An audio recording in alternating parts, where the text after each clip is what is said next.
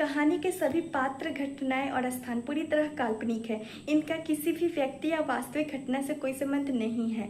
मैं सृष्टि यह पूरी कहानी अपनी आवाज़ में रिकॉर्ड करती हूँ ताकि आप तक एक बेहतरीन मनोरंजन पहुँचा सकूँ। अगर आपको मेरी आवाज़ और कहानियाँ पसंद आती है तो कृपया हमारे चैनल को सब्सक्राइब जरूर करें और वीडियो को लाइक व शेयर करना ना भूलें।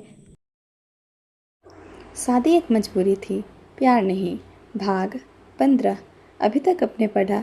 त्रिशा, बस दादी माँ, ये मेरी फैमिली है और मैं अपने फैमिली के लिए कुछ भी कर सकती हूँ। बहुत रात हो गई है, अब आप आराम कीजिए। ज़्यादा देर तक जगना आपके सेहत के लिए ठीक नहीं होगा। हम कल सुबह बात कर लेंगे। दादी माँ, अब तू भी जाकर आराम कर। त्रिशा हाँ में सर हिलाकर दादी माँ के रूम से बाहर आ जाती है। अब आगे। दादी माँ, अब तू भी जाकर आराम कर। त्रिशा हाँ में सर हिलाकर दादी माँ के रूम से बाहर आ जाती है। रूम में जाकर देखती है विक्रम कहीं दिखाई नहीं दे रहा था। तभी उससे याद आता है कि विक्रम ने कहा था कि डिनर के बाद हम दोनों बाहर आइसक्रीम खाने जाएंगे। मैं गाड़ी पर तुम्हारे आने का इंतज़ार करूँगा। त्रिशा जल्दी से घर के बाहर आती है। विक्रम गाड़ी में बैठकर उसके आने का इंतजार कर रहा था। त्रिशा को घर से बाहर आते देख विक्रम आगे का सीट का दरवाज़ा खोल देता है। त्रिशा आकर गाड़ी में बैठ जाती है। त्रिशा, आपको मेरे लिए इतना कितना इंतज़ार करने पड़ा ना विक्रम जी। विक्रम मुस्कुराते हुए, नहीं, मैं भी जस्ट अभी आया हूँ। त्रिशा, अच्छा तो फिर आप इतने देर से कहाँ पर थे? आप तो छत पर से मुझसे पहले आ गए थे। विक्रम गाड़ी स्टार्ट करते हुए, कुछ यादें था उसे ही समेट रहा था ताकि मैं तुम्हें सब कुछ सच सच बता सकूं। त्रिशा, मैं आपको बताने के लिए फोर्स नहीं कर रही हूँ विक्रम जी।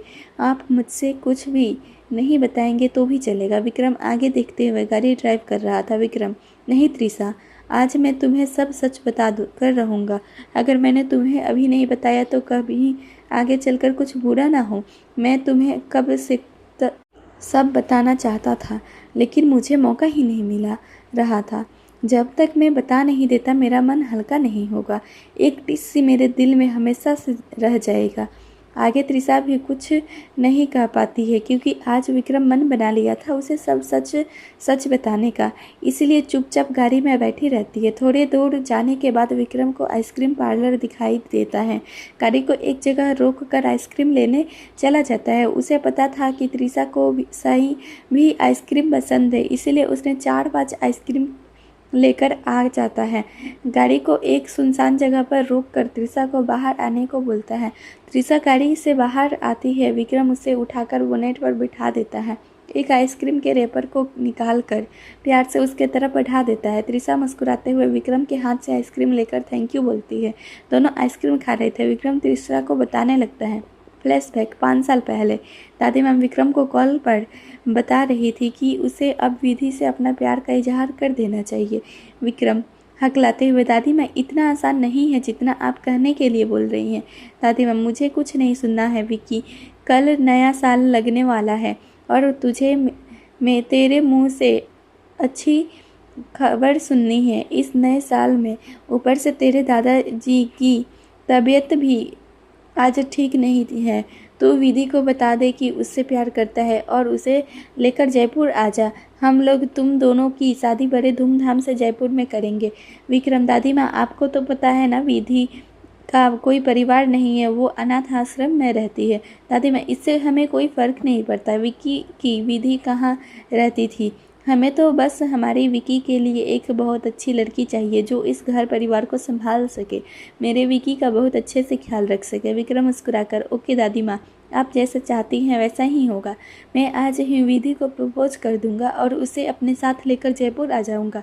कुछ देर बाद दोनों एक दूसरे से बात करके कॉल कट हो जाता है। विक्की अपने मन में सोचने लगता है, क्यों ना आज रात को ही विधि को प्रपोज कर दूं।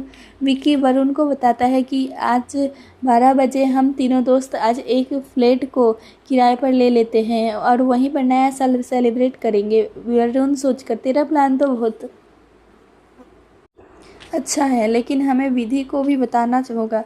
उसे हॉस्टल से बाहर चुप बाहर लगाना पड़ेगा। हॉस्टल के डीन उसे ऐसे तो बाहर आने ही नहीं देंगे।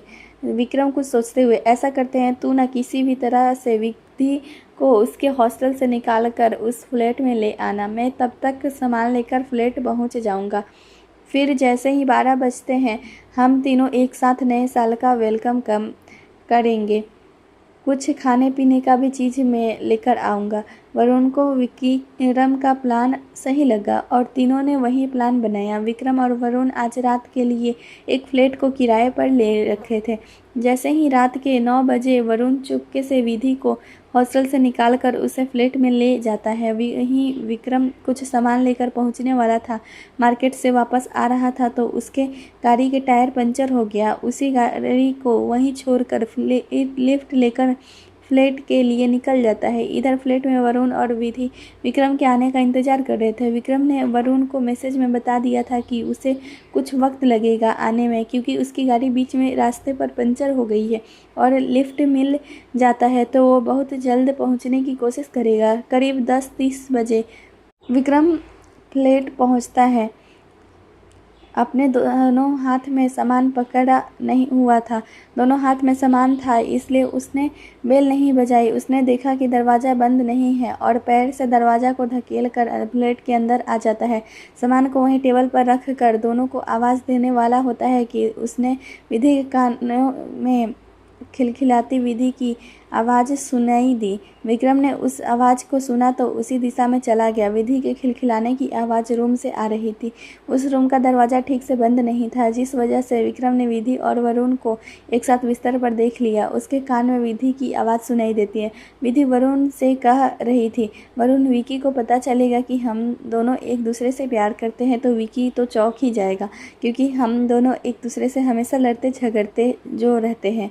वरुण विधि के गाल पर किस करते हुए, हाँ, विकी तो चौंक ही जाएगा। हम दोनों की हरकतें ही ऐसी रहती हैं कि मैं किसी को विश्वास ही नहीं होगा कि हम दोनों कुछ महीने बाद शादी करने वाले हैं। विधि, वरुण, हम दोनों कितने लकी हैं ना कि विकी हम लोगों का दोस्त है। उसके जैसा दोस्त को हम कभी नहीं भूलेंगे। वरुण, ठीक है, अब तुम वॉशरूम में जाकर रेडी हो जाओ। विकी पहुंचता ही होगा। हम दोनों को इस हालत में देखकर उसे अच्छा नहीं लगेगा। विधि, हम उसे बताने वाले हैं कि कुछ महीने बाद हम दोनों शादी करने वाले हैं, तो फिर उससे अभी क्यों छुपा रहे हो? आज तो मौका भी है और दस्तूर भी। उसे नए साल का गिफ्ट दे देते हैं आज। वरुण, विकी को हम ज़रूर बताएंगे विधि, लेकिन आज नहीं, फिर किसी दिन। विधि बेड से अपने कपड़े को उठाते हुए वॉशरूम की ओर जाते हुए, विधि, ठीक है, जैसा तुम कहो। विकी दोनों को एक साथ देखकर और उनकी बातें सुनकर उसे चक्कर आने लगे थे।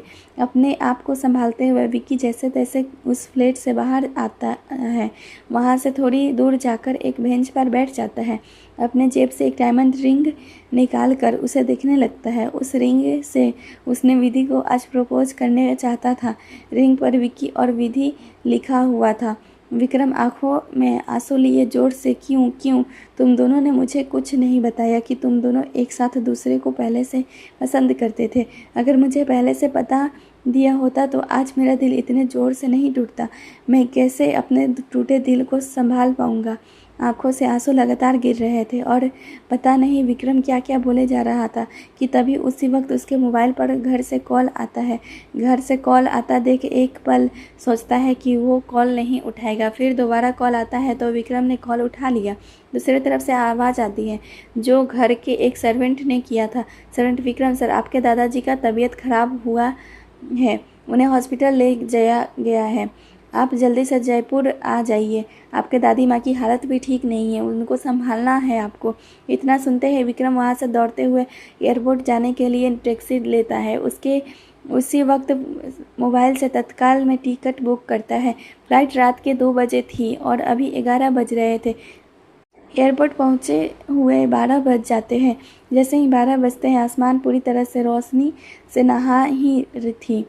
हर तरफ नया साल का जश्न की शोर गूंज रही थी। वर्तमान में विक्रम त्रिशा को बताते हुए उसकी आंखों में आंसू आ गए थे। उसने कितनी मुश्किल से तो वो सब कुछ भुलाया था और आज इतने सालों बाद फिर एक बार उसका जख्म ताज़ा हो गया था। वो सब याद करके त्रिशा विक्रम के आंखों से आंसू साफ करके, विक्रम जी बस कीजिए, शायद विधि जी आपके किस्मत में नहीं थी इसलिए वो आपके ज़िंदगी का हिस्सा नहीं बन पाई। विक्रम सुकते हुए, उस दिन से मैं फिर कभी भी उदयपुर नहीं गया और ना ही दोनों से कभी मिला। उस घटना के 1 साल बाद कविता क्रिस को बचाते हुए मेरे पास आई थी। उस दिन से फिर मुझे वरुण और विधि के बारे में पता चला कि दोनों ने शादी कर लिए हैं और दोनों का एक बच्चा भी है, लेकिन पता नहीं क्यों मुझे जलन नहीं हुई दोनों से, और ना ही कुछ ऐसा लगा जिससे मुझे दोनों को नफ़रत की नज़रों से देखूं। त्रिशा विक्रम के गाल पर हाथ रखकर, इसलिए क्योंकि आप उनके सच्चे दोस्त हैं, आपके एक्सेप्ट कर लिया था कि दोनों को प्यार को। विक्रम, एक बात तुमसे कहूँ त्रिशा? त्रिशा, हाँ कहो। विक्रम, अब मैं तुमसे बहुत प्यार करता हूँ। मैं भूल चुका हूँ विधि को। अब मेरी ज़िंदगी में तुम्हारे सिवाय कोई नहीं है। तुम कभी भी मुझसे गुस्सा मत होना, रह नहीं पाऊँगा तुम्हारे बिना। त्रिशा, मुझे पता है आप मुझसे बहुत प्यार करते हैं विक्रम जी। मैं आपसे कभी गुस्सा नहीं थी और ना ही आगे कभी रहूँगी। आप शांत हो जाइए और चलिए घर चलते हैं। विक्रम खुद को नॉर्मल करके लिए एक गहरी सांस लेता है। त्रिशा गाड़ी से पानी का बोतल निकाल कर विक्रम को पानी पिलाती है। विक्रम 2 घूंट पानी पीता है और बोतल को वहीं बोनेट पर रख देता है। त्रिशा अपनी साड़ी के पल्लू से विक्रम के मुंह को साफ करती है। उसका ऐसा करने पर विक्रम त्रिशा को देखता है। त्रिशा, ये मेरा हक है ना विक्रम जी? विक्रम त्रिशा के पल्लू को पकड़ कर, तुम्हें जलन नहीं हुआ त्रिशा विधि के बारे में जानकर? त्रिशा मुस्कुरा कर, नहीं, मुझे ज़रा सा भी जलन नहीं हुआ विधि जी से, क्योंकि मुझे पता है आप सिर्फ त्रिशा के हो। मुझे तो विधि जी को थैंक यू बोलना चाहिए कि आज उनकी वजह से आप मेरे साथ हो। आप विक्रम त्रिशा के गाल को छूकर, मैं बहुत लकी हूँ त्रिशा कि तुम मेरी ज़िंदगी में आई हो, मुझे समझी, मेरे परिवार को अपना समझा, हम सब को संभाला है। त्रिशा, बस आगे और कुछ मत बोलना विक्रम जी। विक्रम मुस्कुराकर त्रिशा को बाहों में भर लेता है। त्रिशा भी विक्रम के बाहों में समा जाती है। विक्रम उसके माथे पर किस करके, त्रिशा बताओ तुम्हें क्या चाहिए? आज मैं बहुत खुश हूँ, तुम जो बोलोगी मैं तुम्हें ला कर दूंगा। त्रिशा, आपने मुझे सब कुछ दिया है विक्रम जी, मुझे कुछ भी नहीं चाहिए। विक्रम, बोले ना त्रिशा तुम्हें क्या चाहिए? त्रिशा कुछ सोचकर थोड़ी देर बाद, विक्रम जी मुझे बाबा से मिलना का बहुत मन कर रहा है। विक्रम, ठीक है, कल हम लोग ज़रूर चलेंगे उनसे मिलने। मैं वहाँ का अपडेट हमेशा लेता रहता हूँ। डॉक्टर बता रहे थे कि बाबा बहुत जल्द रिकवर हो रहे हैं, धीरे धीरे अपने पैरों से खुद चलने लगे हैं बिना किसी सहारे से। त्रिशा ये सुनकर बहुत खुश हो जाती है और अपने बाबा से मिलने के लिए उत्सुक हो जाती है। त्रिशा खुश होकर बिना टाइम देखे ही बोल पड़ती है, त्रिशा, विक्रम जी चलिए ना, अब अभी चलते हैं बाबा से मिलने के लिए। मेरा मन उनसे मिलने के लिए बहुत बेचैन है। विक्रम भी बहुत खुश था त्रिशा की खुशी देखकर। विक्रम, तुम टाइम देखी हो, अभी रात के 11 बज रहे हैं।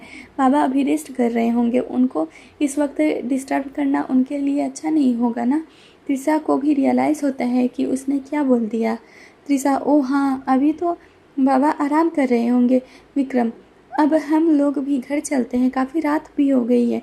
त्रिशा को उसी वक्त शरारत सूझती है और विक्रम से, त्रिशा, विक्रम जी क्यों ना आज हम लोग यहीं रुक जाते हैं, देखिए ना कितनी अच्छी ठंडी हवाएं चल रही है, मेरा मन यहीं से जाने को नहीं कर रहा है। विक्रम को त्रिशा की शरारत समझ आ गया था। विक्रम, फिर ठीक है, हम आज रात यहीं गाड़ी के बोनट पर सो जाते हैं। त्रिशा अपनी आंखें छोटी करके विक्रम को देखते। विक्रम हंसते हुए, क्या हुआ, तुम भी तो यही चाहती थी ना? त्रिशा, कुछ भी नहीं, हाँ आप मुझे मना भी तो कर सकते थे ना विक्रम जी। इसी तरह से मेरी हाँ में हाँ मिलाकर आप मुझे बिगाड़ देंगे। विक्रम शरारत से त्रिशा को अपने पास खींच लेता है, उसके आंखों में देखते हुए। विक्रम, मैं तो यही चाहता हूँ कि तुम बिगड़ो। दूसरी लड़कियाँ कैसे अपने पति से जिद करके बात मनवाती हैं, उसी तरह तुम भी मुझे परेशान करो और बात मनवाओ। त्रिशा हंसते हुए, मैं उन लड़कियों की तरह नहीं हूँ, मुझे आपसे किसी की भी बात की जिद करने की ज़रूरत नहीं पड़ती है।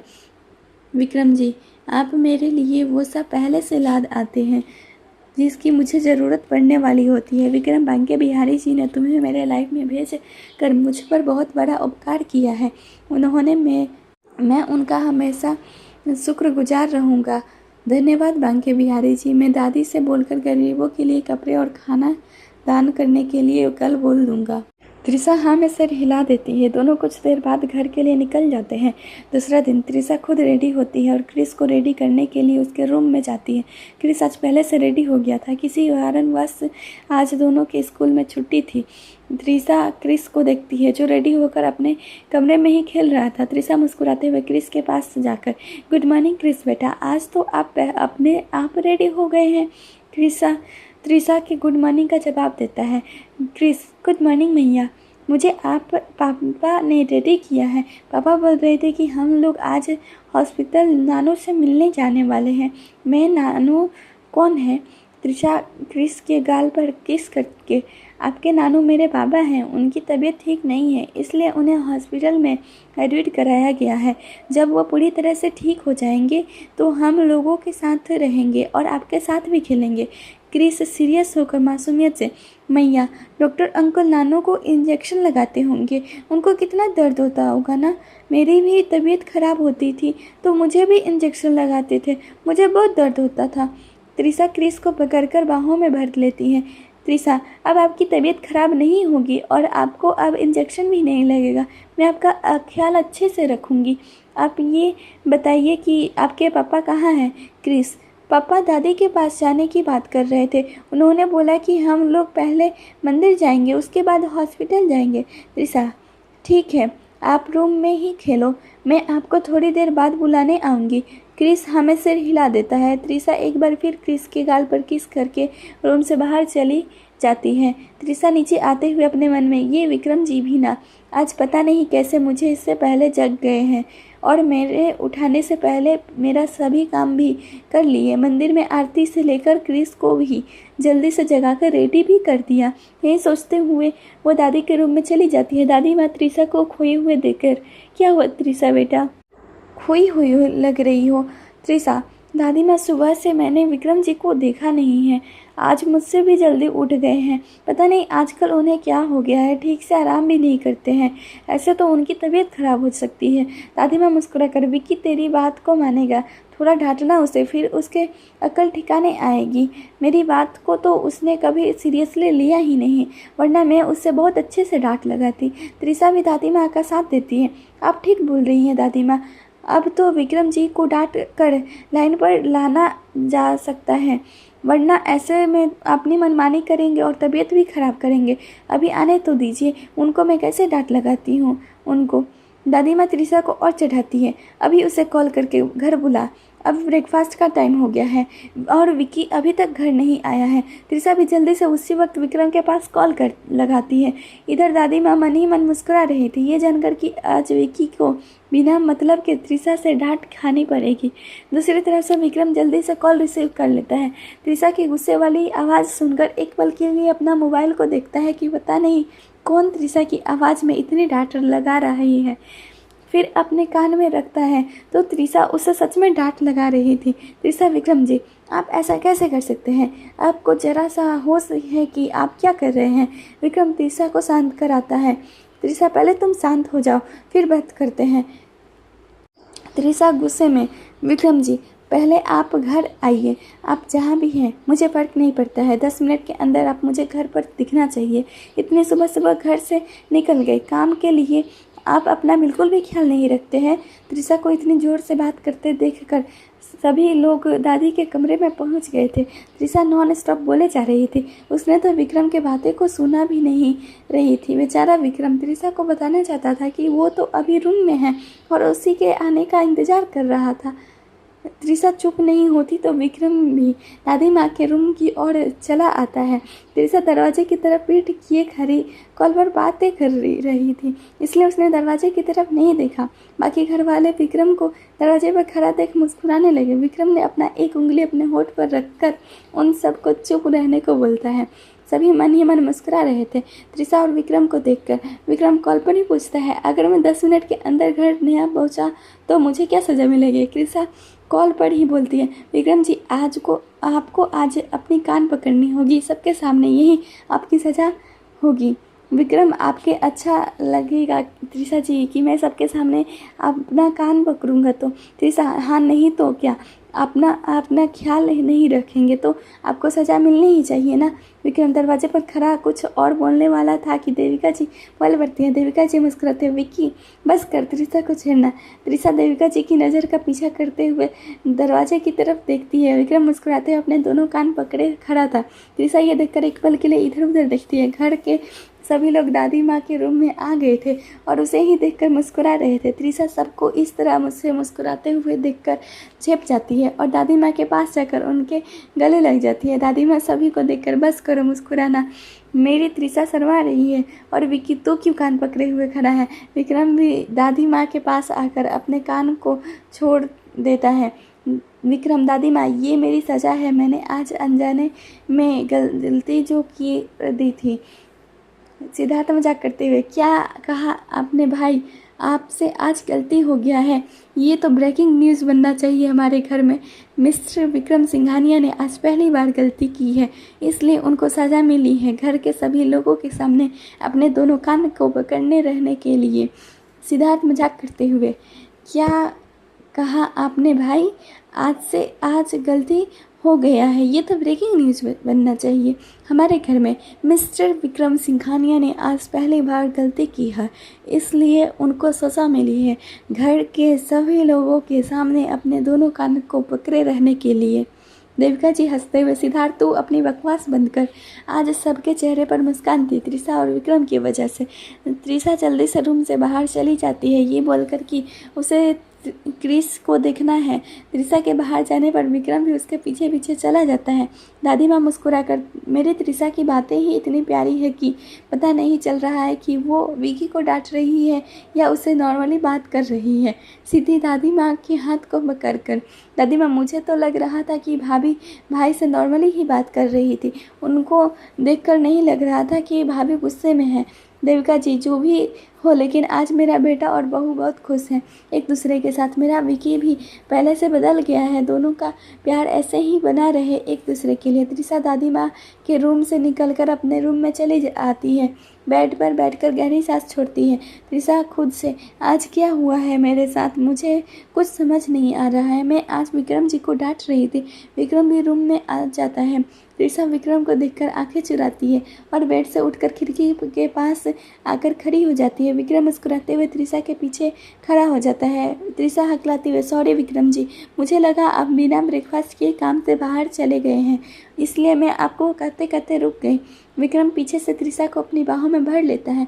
विक्रम, मैं कहीं बाहर नहीं गया था, मैं तो गार्डन में जाकर किसी से बात कर रहा था। मैंने तुम्हें बताया था ना रात को कि हम गरीबों के लिए कपड़े और खाना दान करेंगे, उसी के बारे में। और सुबह मेरी आंखें जल्दी खुल गया था, तुम रात में लेट में सोई थी और गहरी नींद में थी, इसलिए मैंने तुम्हें नहीं जगाया। क्रिस के रूम में गया तो देखा कि क्रिस भी उठ गया था, इसलिए मैंने उसे भी रेडी कर दिया। त्रिशा विक्रम की तरफ पलट कर, फिर भी आप मुझे जगा देते ना। विक्रम मुस्कुरा कर, तुम्हें जगा देता तो आज तुम्हारी इतनी प्यारी डांट में कैसे खाता।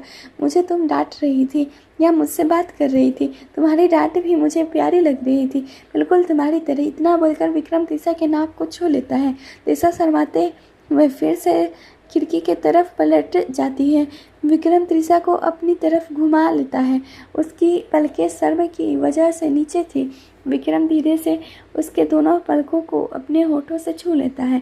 विक्रम, अभी के लिए बस इतना ही काफ़ी है मेरे लिए, क्योंकि हम लोग अभी मंदिर जाएंगे, वहीं से हॉस्पिटल जाएंगे बाबा से मिलने, और मैं तुम्हें अभी दोबारा नहाने नहीं दे सकता हूँ। रात में तुमने 3 से 4 बार आइसक्रीम खाई थी, सुबह सुबह दोबारा नहाओगी तो तुम्हें जुकाम लग जाएगी। हम रात में आके कंटिन्यू कर सकते हैं। विक्रम की बात सुनकर त्रिशा अपनी बड़ी बड़ी आंखें से विक्रम को देखती है। उसी समय उनके रूम के डोर नॉक होता है। त्रिशा जाकर दरवाज़ा खोलती है तो बाहर क्रिस खड़ा था। क्रिस त्रिशा से, मैया मैं बोर हो रहा हूँ, हम कब नानू से मिलने जाएंगे, पापा भी कहाँ रह गए हैं, उनको जल्दी से बुलाइए ना। विक्रम भी वहाँ पहुँच जाता है और क्रिस को गोदी में उठाकर, विक्रम, पापा यही है क्रिस बेटा, हम अभी थोड़ी देर बाद चलेंगे ना। कुछ देर बाद विक्रम, त्रिशा, क्रिस और दादी माँ गुलाबो मंदिर के लिए निकल जाते हैं। विक्रम अपने सेक्रेटरी को बोलकर सारा इंतजाम करवा लिया था। थोड़ी देर बाद सभी मंदिर पहुँच जाते हैं। सबने बांके बिहारी जी की पूजा अर्चना करते हैं और अपने हाथों से गरीबों को कंबल और खाना दान करते हैं। ये सब देखकर क्रिस बहुत खुश था, उसने आज पहली बार ऐसा कुछ देखा था। क्रिस अपनी मासूम आवाज़ में त्रिशा से, मैया हम इन लोगों को खाना और ब्लैंकेट क्यों दे रहे हैं। त्रिशा, इसलिए क्योंकि इनके पास ठंड में रात में ओढ़ने के लिए ब्लैंकेट नहीं है, और ना इसलिए दे रहे हैं क्योंकि इनके पास खाने के लिए कुछ भी नहीं है। ये सुनकर क्रिस बोलता है, मैं भी जब बड़ा हो जाऊंगा तो मैं भी सबको अपनी मेहनत से कमाए हुए पैसे सबको खाना खिलाऊंगा और ब्लैंकेट भी दूंगा। क्रिस की प्यारी बात सुनकर सब मुस्कुरा देते हैं। दादी माँ, बच्चे भगवान के रूप होते हैं। ये बात तो बिल्कुल सही है। हमारा क्रिस हमारे परंपरा को आगे जरूर बढ़ाएगा। आज क्रिस ने साबित कर दिया है। विक्रम दादी माँ की बात को सुनकर अपने मन में, विक्रम पता नहीं आगे क्या होगा दादी माँ। अभी से आपको क्रिस के ऊपर इतना विश्वास नहीं रखना चाहिए। जब विधि और वरुण वापस आएंगे तब क्रिस को उनके पास जाना ही पड़ेगा। क्रिस उन दोनों को खून है। मैं तो बस अपना दोस्ती निभा रहा हूँ। मेरा कोई हक नहीं बनता क्रिस के ऊपर। पता नहीं आगे मैं त्रिशा को कैसे संभाल पाऊँगा। मुझे अभी से डर लगने लगा है ये सब सोचकर। सब काम हो जाने के बाद विक्रम त्रिशा और क्रिस को लेकर हॉस्पिटल चला जाता है। दादी माँ गुलाबों के साथ दूसरी गाड़ी से में घर के लिए निकल जाती है। हॉस्पिटल में विक्रम त्रिशा और क्रिस को लेकर डॉक्टर के कैबिन में जाता है। डॉक्टर इस वक्त अपने कैबिन में नहीं थे, अभी राउंड पर गए हुए थे। विक्रम पहले बाबा से मिल लेते हैं, उसके बाद डॉक्टर से मिलेंगे। त्रिशा हाँ में सर हिलाती है तो विक्रम उसे लेकर बाबा के वार्ड में चला जाता है। एक बार वार्ड बॉय बाबा को दवाई खिला रहा था। बाबा ने जब त्रिशा और विक्रम को अपने वार्ड में देखा तो मुस्कुराते हुए उनको अंदर आने को बोले। त्रिशा आकर उनके सीने से लग जाती है। बाबा मुस्कुराकर, मैं अब बिल्कुल ठीक हूँ त्रिशा बेटा, तू चिंता मत कर, देखना कुछ दिनों में मैं बिल्कुल ठीक भी हो जाऊँगा। विक्रम क्रिस के हाथ को पकड़ रखा था। क्रिस अपने हाथ को छुड़ाकर त्रिशा के पास चला जाता है। क्रिस बाबा को देखकर मासूमियत से, क्या अहीं आप ही नानू हो? मैया के बाबा हो, आपकी तबीयत खराब थी। बाबा ने जब क्रिस को देखा तो उन्हें उस पर प्यार आ गया। उनकी बात को तो समझ नहीं पाए लेकिन मुस्कुरा जरूर दिए। त्रिशा क्रिस से, हाँ क्रिस बेटा, यह आपके नानू हैं और वो मेरे बाबा भी। क्रिस प्यारी आवाज़ में, नानू, जब आपको डॉक्टर अंकल इंजेक्शन लगाते हैं तो आपको दर्द होता है? बाबा त्रिशा को देखने लगे, इशारे से पूछते हैं कि यह कौन है, किसका बच्चा है? बाबा, मैं आपको बाद में क्रिस के बारे में बताऊंगी। विक्रम क्रिस से, क्रिस बेटा, इंजेक्शन लगाएंगे तो दर्द नहीं तो होगा ही ना, नानू को भी होता है दर्द। जल्दी मैं आपको यहाँ के प्ले रूम को दिखाता हूँ, आपको अच्छा लगेगा वहाँ पर खेलकर। क्रिस खुश होकर, पापा हॉस्पिटल में भी प्ले रूम है, चलिए ना हम वहाँ चलेंगे। विक्रम त्रिशा से बोलता है कि वह क्रिस को प्ले रूम में छोड़कर आता है। वहाँ पर बहुत से देख रेख करने वाले लोग रहते हैं, बच्चों का ध्यान रखते हैं। पापा और तुम अच्छे से बात करो, मैं कुछ देर आता हूँ। त्रिशा क्रिस को कहीं बाहर जाने के लिए मना करती है और प्ले रूम में ही खेलने को बोलती है। क्रिस भी अच्छे बच्चों की तरह त्रिशा का हाँ बोलता है। विक्रम क्रिस को लेकर वहाँ से चला जाता है। इधर त्रिशा बाबा को क्रिस के बारे में सारी बातें बता देती हैं। अब बाबा भी ये सुनकर खुश थे और हैरान भी थे। बाबा, इतने छोटे बच्चे के साथ इतना कुछ हो गया, मुझे तो इस बच्चे पर दया आ गई।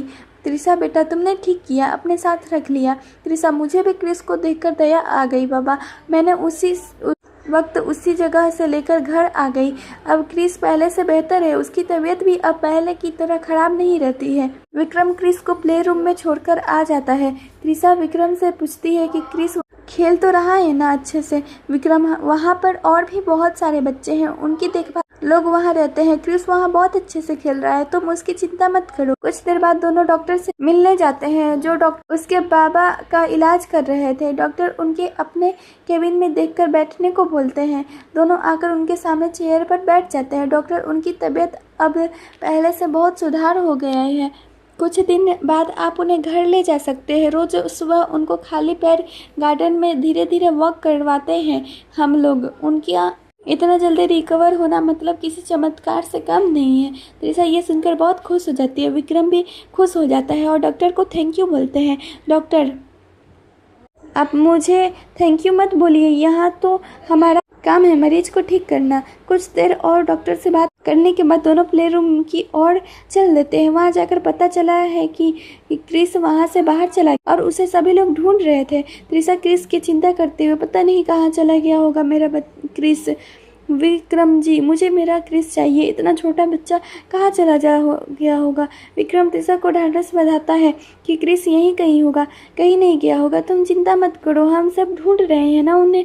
प्ले रूम के बाहर से भी सब लोग क्रिस को ढूंढ रहे थे। उसी समय एक वार्ड से एक नर्स जल्दी से बाहर निकल कर डॉक्टर को आवाज़ देती है कि इतने सालों से कोमा में रह रहे औरत को होश आने लगा है, उनके मशीन से बीपी की आवाज़ आ रही है। नर्स की आवाज़ सुनकर डॉक्टर भी उस जाते हैं तो देखते हैं कि एक 4 साल का बच्चा हाथ में बॉल पकड़े उस पेशेंट को गौर से देख रहा था। वो पेशेंट अपनी आंखें खोलने की कोशिश कर रही थी। विक्रम भी नर्स की आवाज़ सुनकर उस वार्ड की तरफ बढ़ जाता है। वार्ड नंबर को देखने अपनी आंखें हैरानी से बड़ी हो कर लेता है। आप लोगों को क्या लगता है विक्रम ने किसका वार्ड नंबर देख लिया होगा?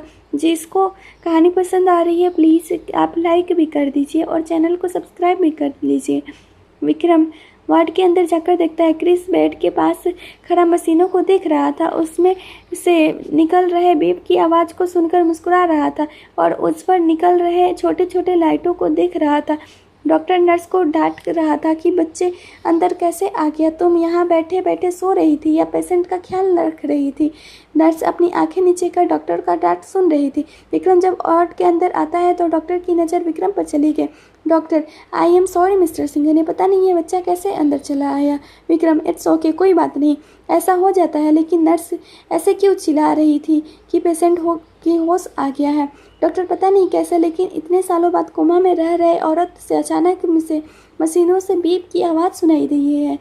हो सकता है इनके कोई अपना यहीं आसपास हो। क्रिस भी विक्रम की आवाज़ सुनकर उसकी तरफ दौड़कर उसके पास चला जाता है। क्रिस मासूम आवाज़ में, पापा मेरा बॉल यहाँ आ गया था, मैं इसे यहाँ लेने आया था। मैंने देखा कि ये लाइट कितनी प्यारी लग रही है। पापा मेरे लिए ऐसी छोटी छोटी लाइटें खरीद देना, मुझे बहुत पसंद आया ये लाइटें। विक्रम बेड पर लेटी औरत को देखता है और एक नज़र क्रिस को देखता है। विक्रम डॉक्टर से अगर इनका कोई अपना इनके पास कुछ देर रहा तो इनको होश आ सकता है। डॉक्टर बेड पर लेटी औरत को देखते हुए, हाँ कभी कभी ऐसा हो सकता है। अपनों का प्यार का एहसास दुआओं जैसा काम करता है। इतने में त्रिशा भी वहाँ पर आ जाती है। क्रिस को विक्रम के पास देखकर खुश हो जाते हैं, अपनी आंखों से आंसू को साफ करते हुए। त्रिशा क्रिस के पास घुटनों के बल बैठ जाती है। क्रिस बेटा मैंने आपको समझाया न था ना कि आप इधर उधर मत जाना। क्रिस सॉरी मैया, लेकिन मैं अपना बॉल लेने बाहर आया था, मेरा बॉल लुढ़कते हुए इस रूम में आ गया था। क्रिस त्रिशा को वहाँ से लगे मशीन की तरफ इशारा करके बताता है, मैया देखो ना कितना अच्छा लग रहा है ये प्यारी प्यारी लाइटें। मैं पापा को बोल रहा हूँ कि वह मेरे लिए भी ऐसी लाइटें लगा दे। त्रिशा भी उस तरफ देखती है। त्रिशा क्रिस बेटा ये लाइटें बच्चे से खेलने के लिए नहीं है। डॉक्टर उन दोनों की बात को सुनकर बच्चे हमेशा ऐसे ही जिद करते हैं। आज इस बच्चे की वजह से एक औरत जो कितने सालों से कोमा में रही है उसे हल्के होश आने लगी है। मुझे लगता है ये औरत बहुत जल्द कोमा से बाहर आने वाली है। डॉक्टर की बात सुनकर त्रिशा उठ कर उस औरत के पास जाती है। उसका चेहरा ठीक से दिखाई नहीं दे रहा था क्योंकि मुंह के में ऑक्सीजन मास्क लगा हुआ था। फिर भी त्रिशा उसको उस औरत से अपनापन का एहसास हो रहा था। विक्रम त्रिशा के पास जाकर उसके हाथ को पकड़कर, विक्रम तुम जानना चाहोगी त्रिशा ये कौन है? त्रिशा विक्रम को देखती है। जाने अनजाने में उसे कुछ महसूस हो रहा था। त्रिशा हकलाते हुए गैस करती है, विधि जी। विक्रम त्रिशा के गाल पर दोनों हाथ रखकर, विक्रम हाँ ये विधि है। त्रिशा विक्रम के हाथ को कसकर पकड़ लेती है। त्रिशा आंखों में आंसू लिए, विक्रम जी इनकी ऐसी हालत है। विक्रम त्रिशा को बाहों में भर कर उसे शांत कराते हुए, विक्रम मैंने विधि और वरुण के लिए अमेरिका के बड़े बड़े से अच्छे डॉक्टर को बुलाया था। त्रिशा फिर भी दोनों की हालत में कोई सुधार नहीं आया और दोनों में को मैं बड़ी मुश्किल से उदयपुर से जयपुर लेकर आया था। वहाँ दोनों को खतरा था। मैंने किसी को भी पता नहीं लगने दिया कि दोनों जयपुर में हॉस्पिटल में है। ये डॉक्टर ऋषिकेश हैं, इनकी बड़ी मेहरबानी है मुझ पर। इतने सालों से डॉक्टर इनकी देखभाल कर रहे हैं। और तुम जानती हो आज क्रिस जाने अनजाने में इस रूम में आ गया था और पता नहीं कैसे विधि इतने सालों बाद अपनी पहली बार कुछ रिएक्ट किया है। इसका मतलब क्रिस का एहसास विधि को मजबूर किया है उसे होश में आने के लिए। डॉक्टर खुश होकर, क्या ये बच्चा इनका कुछ लगता है? हम डॉक्टर को देखकर, ये बच्चा विधि का बेटा है। डॉक्टर मुस्कुराते हुए, इसका मतलब अब विधि जी बहुत जल्द ठीक हो जाती है, उनका खून उन्हें ठीक कर सकता है।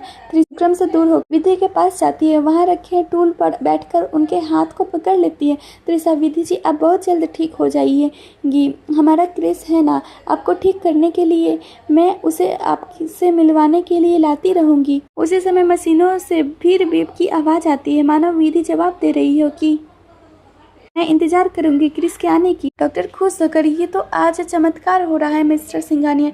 मशीन हमें बता रहा है कि ये बहुत जल्द ठीक होने वाली है। विक्रम क्रिस को त्रिशा के पास ले जाता है। त्रिशा क्रिस के हाथ को विधि के हाथ में रख देती। डॉक्टर मशीन को चेक करके, बहुत खूब, इनके मानसिक में कुछ हलचल हो रहा है। आज के लिए बस इतना ही काफ़ी है, हम किसी और दिन फिर ट्राई कर सकते हैं। त्रिशा, ये ठीक तो हो जाएंगी ना डॉक्टर? डॉक्टर, अपने खुद अपनी आंखों से देखा है ना मिसेस सिंघानिया, इसलिए मेरे झूठ बोलने का कोई मतलब ही नहीं है। यह अब बहुत जल्द ठीक हो जाएंगे। विक्रम, अब हमें यहाँ से चलना चाहिए। त्रिशा, क्रिस भी अब बहुत थक गया है।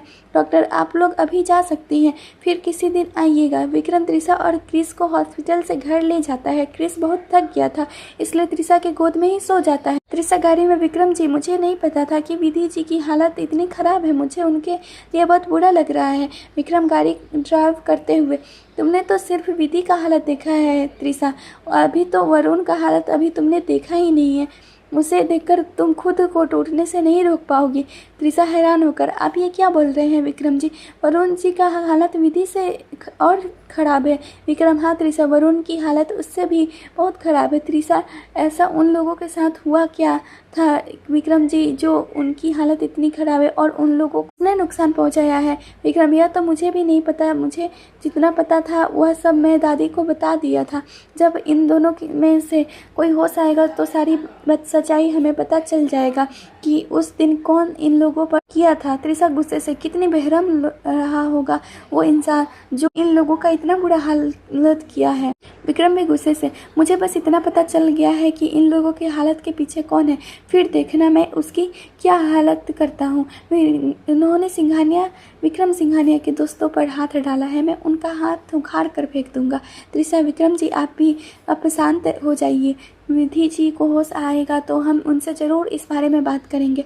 दोनों कुछ देर में घर पहुंच जाते हैं। त्रिशा क्रिस को उनके रूम में ले जाकर सुला देती है, उसे अच्छे से ब्लैंकेट को उठाकर उसके माथे पर किस कर लेती है। त्रिशा क्रिस के मासूम चेहरे को देखकर, आप बहुत लकी है क्रिस बेटा कि आप विधि जी और वरुण जी के बेटे हो। फिर भी क्यों, मुझे ऐसा लगता है कि हम दोनों का रिश्ता कुछ खास है। मुझे आपसे अपनापन का एहसास होता है। आपको मैंने जन्म नहीं दिया तो क्या हुआ, आप ही मेरे बड़े बेटे कहलाओगे। मैं आपको कभी नहीं भूल पाऊंगी। इधर विक्रम दादी माँ को सारी बातें बता देता है जो कुछ भी हॉस्पिटल में हुआ था। दादी माँ बांके बिहारी जी से विधि के जल्दी ठीक होने के लिए प्रार्थना करती है। दादी माँ, हे बांके बिहारी जी, विधि और वरुण को जल्दी से ठीक कर दीजिए। बहुत हो गया उन दोनों का परीक्षा लेते हुए, अब उन्हें भी जानने का हक दीजिए। दादी माँ विक्रम से, क्रिस को पता चल गया है कि विधि उसकी माँ है। विक्रम, नहीं दादी माँ, क्रिस को बस इस बारे में कुछ नहीं पता है, यह तो हम बड़ों के बीच की बात है। दादी माँ, क्रिस अभी बहुत छोटा है, उसे अभी कुछ भी पता न चले तो बेहतर होगा। विक्रम जी, दादी माँ आप बिल्कुल सही कह रही हैं, हम क्रिस को अभी कुछ नहीं बताएंगे। दादी माँ, अब तुम जाकर त्रिशा को देखो, ज़रूर विधि के बारे में कुछ सोच रही होगी। विक्रम हम सर हिलाकर दादी माँ के रूम में चला जाता है।